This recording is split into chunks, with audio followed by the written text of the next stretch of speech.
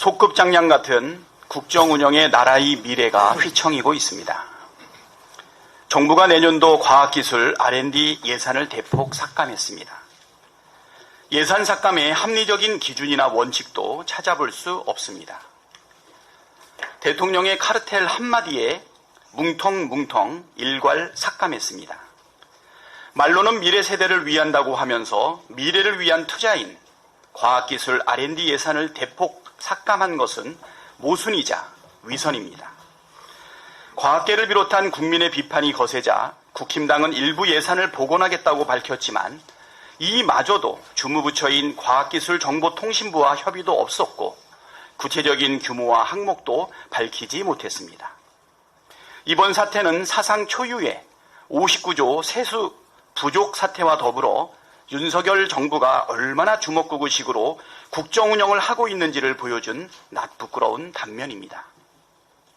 준비 안 된 대통령의 즉흥적인 말 한마디에 나라가 이렇게 휘청인다는 사실에 참담합니다.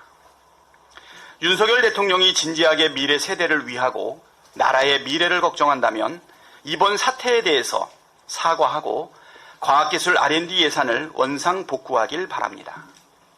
국정운영은 소급장난도 왕노름도 아닙니다. 검찰의 편파수사, 심각한 직무유기는 윤석열식 공정의 민낯입니다. 야당에 대해서는 사냥에 나선 호랑이처럼 포악하게 구는 검찰이 유독 김건희 여사 앞에서는 순한 고양이로 변신하는 마법을 부리고 있습니다.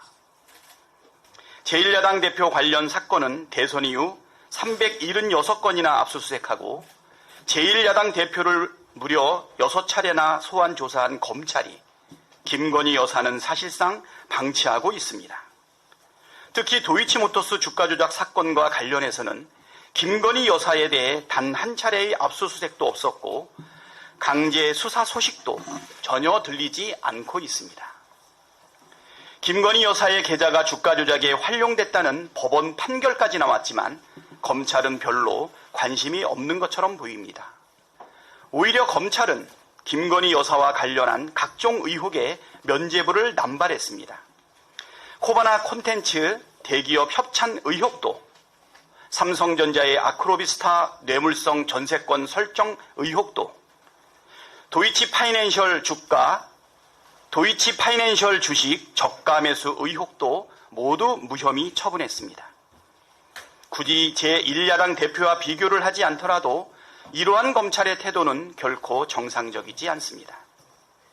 일례로 지난 대선 윤석열 대통령이 검사 시절 대장동 대출 브로커 조영 씨 수사를 무마해준 의혹이 있다는 취지의 보도를 한 뉴스타파와 이 보도를 받아쓴 언론에 대해서는 특별수사팀까지 구성해 집중수사를 벌이고 있습니다.